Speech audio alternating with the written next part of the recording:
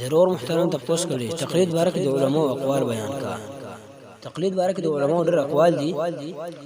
یو قول اور امام طحاوی رحمت الله علیه فرمایي دي چې لا یقلد الا غبی او عصبی تقلید نه کوي مگر څوک کوي غبی انسان کوي او نارنګ متعصب انسان هغه تقلید کوي تقلید د علماء او د عقلمندو خلکو کار نه دی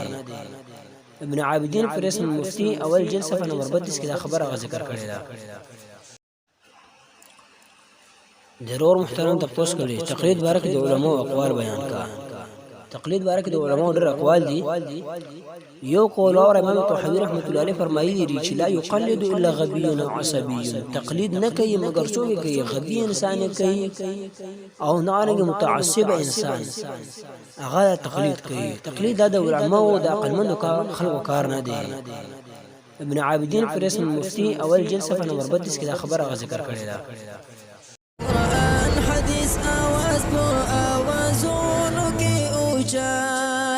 مذهب زمون اسلام په مذهبونو کې اوچات قرآن حدیث आवाज په आवाजونو کې اوچات